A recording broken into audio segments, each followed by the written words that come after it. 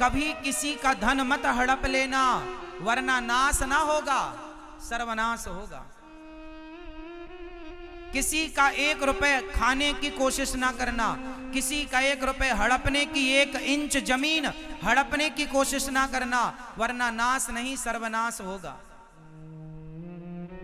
जो आपका है उसे रखो।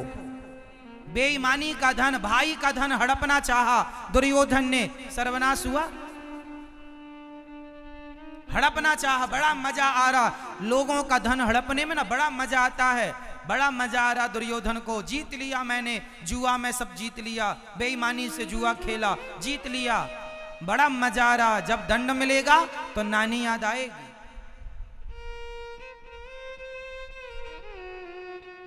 इसलिए आदमी बेईमानी करके ना धन्ना सेठ बन जरूर जाता है, लेकिन वो धन आता भी जल्दी से है और जाता भी जल्दी से। ईमानदारी की संपत्ति पीढ़ियों तक टिकती है, बेईमानी का धन अधिक से अधिक 10 साल तक रहेगा, अधिक से अधिक।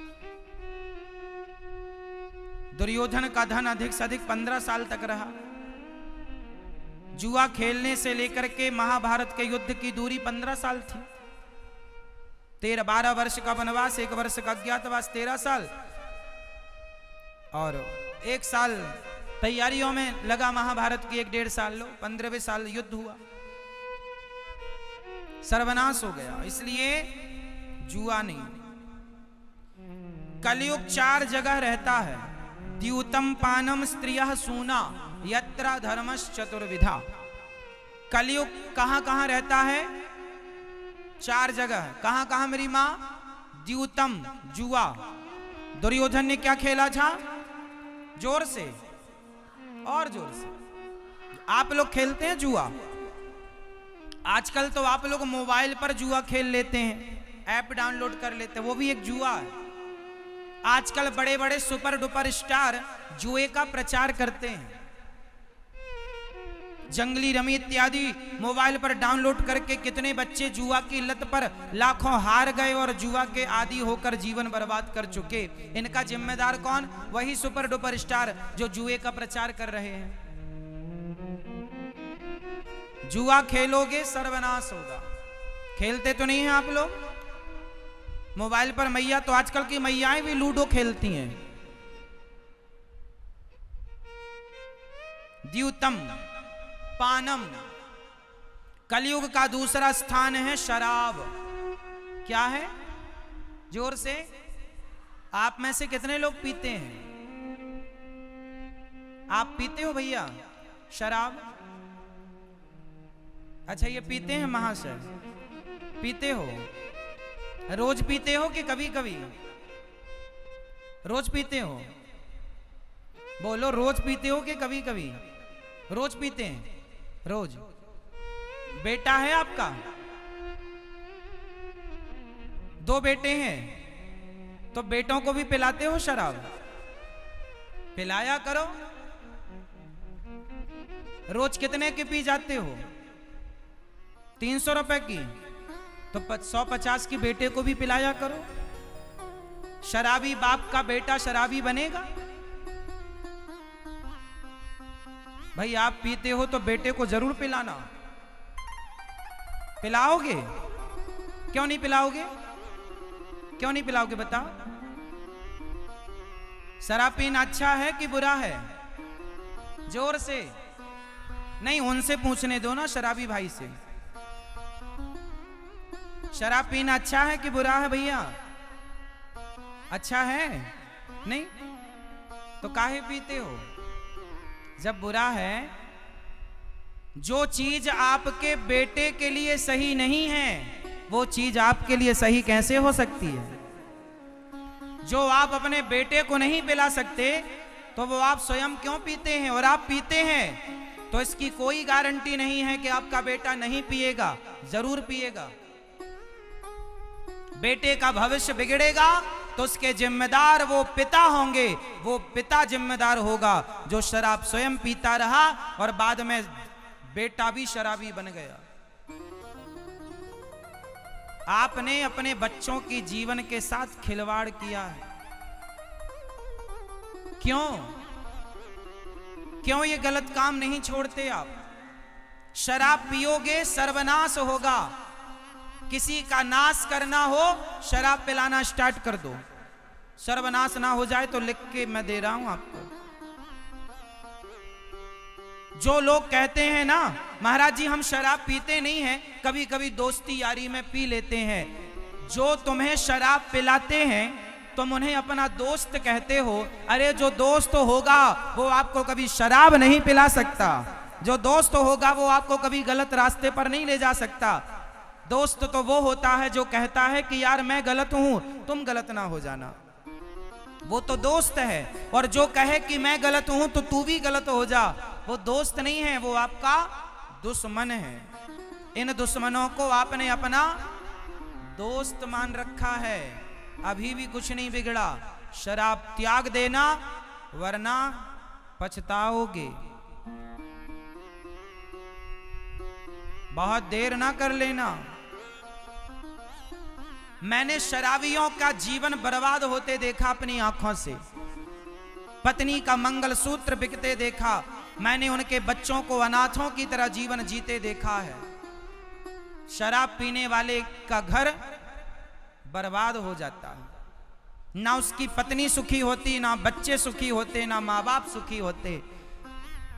ये नशा आपके जीवन को बिगाड़ता है। पता नहीं कौन सा सुख मिलता है आपको, त्याग दीजिए। जहां शराब है वहां कलयुग बैठता खोपड़ी पर बुद्धि भ्रष्ट कर देता है। शराब ना पीजिएगा। तो आज से कितने लोग शराब नहीं पिएंगे?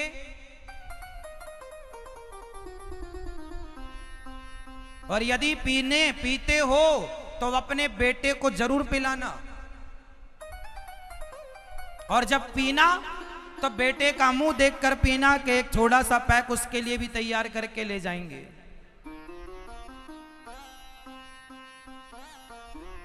बच्चों के जीवन के साथ खिलवाड़ ना करो साहब, वरना पश्चाताप करने का भी वक्त ना रहेगा। कलयुग का दूसरा ठिकाना शराब, द्यूतम पानम, स्त्रियां।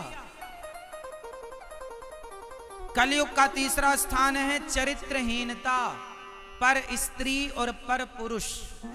जो आदमी पराई स्त्री के चक्कर में पड़ता है, जो स्त्री पराये पुरुष के चक्कर में पड़ती है, उसका सर्वनाश हो जाता है। वो स्त्री ना उसका लोक बनता ना परलोक बनता। कभी अपने पति का परित्याग नहीं करना चाहिए, कभी अपने पति को त्यागना नहीं चाहिए। पति कैसा हो, अंधा हो, लंगड़ा हो, कभी अपनी पत्नी का परित्याग नहीं करना चाहिए। पत्नी कैसी हो शादी के पहले देख लो कैसी है, शादी के बाद तो वो आपकी है, वो आपका है। पराई स्त्री के चक्कर में पड़ोगे सर्वनाश होगा। रावण पड़ गया पराई स्त्री के चक्कर में, कोई रोने वाला नहीं बचा। देख लो इतिहास, रहा ना को कुल रोवनिहारा, द्यूतम पानम स्त्रिया सूना। कलयुग का चौथा स्थान है मांस। कलयुग का चौथा स्थान क्या है मेरी मां? जोर से। मांस, अंडा, मुर्गी, मछली, बकरा, बकरी। आप में से कितने लोग अंडा खाते हैं? जो अंडा खाते हैं वो हाथ उठाएं। अंडा, मछली कितने लोग खाते हैं? मुर्गी कितने लोग खाते हैं? उस तरफ दादाजी कोई हाथ उठा रहे हैं, अंडा में भी उठा रहे थे, मछली में भी, मुर्गी में। बकरा भी खाते हैं, आदमी भी खा लेते हैं। हाँ? तो कोई आदमी जब आपके पिताजी वगैरह मर जाएं तो भेजो मत, शमशान खा जाओ। भाई जो आदमी मछली का मांस खा लेता, मुर्गी का खा लेता है, वो अपने बाप का क्यों नहीं खाएगा? क्यों नहीं खाएगा? भाई मांस तो मांस है ना, मुर्गे का खाओगे, मछली का खाओगे तो बाप का क्यों नहीं खाओगे? फिर बाप मर जाए तो शमशान ना भेजो, उसे भी पका के खा लो। आज टांग पका के खा लो, कल हाथ पका के खा लेना, परसों सिर खोपड़ी पका के खा लेना। अच्छा है, इतने पैसे बचेंगे आपके। 50 किलो का बाप है, 70 किलो के दादाजी हैं। लो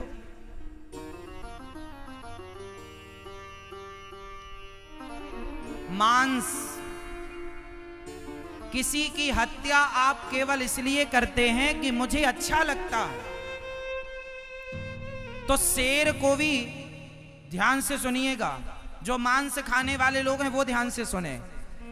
शेर शेर शेर को भी आपका मांस बहुत अच्छा लगता है। शेर को भी आपका मांस बहुत अच्छा लगता है। तो क्या आप अपने आप को शेर के हवाले करेंगे कि शेर आ मुझे खा जा?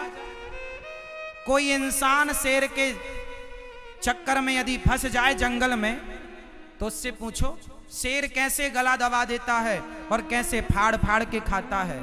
कितना दर्द होता होगा उस इंसान को, जिस इंसान को शेर खाता होगा। तो बकरे को भी तो दर्द होता है जब आप उसकी गर्दन काटते हैं। बकरे के मुर्गा मुर्गी के पंख नोच दिए जाते हैं, कितना दर्द होता होगा।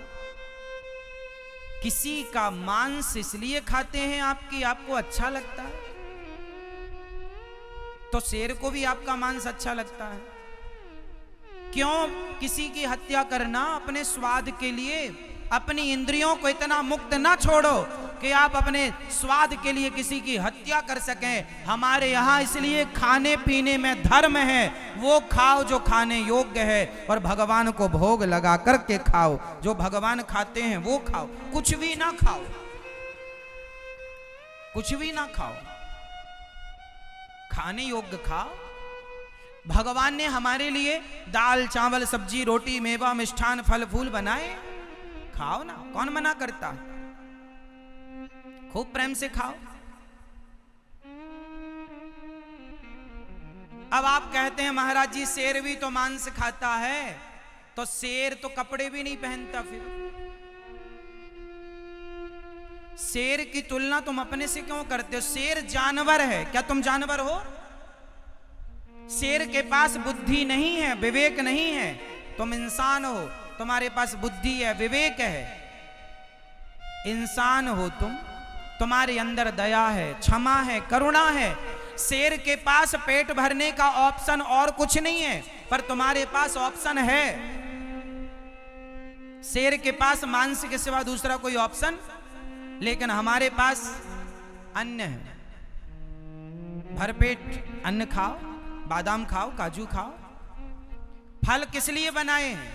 आम में फल होता है, आम का फल जब पकता है तो अपने आप पेड़ से अलग हो जाता है। वो प्रकृति ने हमारे लिए बनाया।